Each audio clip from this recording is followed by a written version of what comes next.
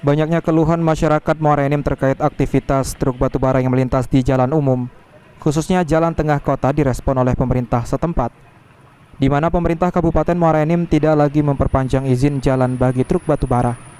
Tindakan tersebut disambut baik oleh semua lapisan masyarakat Muara Enim yang sudah gerah dengan truk batubara yang tidak membuat nyaman dan merusak jalan umum. Tokoh pemuda Muara Enim, Boni Noprian, menyampaikan jika langkah yang dilakukan Bupati sudah tepat dan jangan sampai aktivitas truk batubara mengganggu kenyamanan masyarakat dan merusak infrastruktur.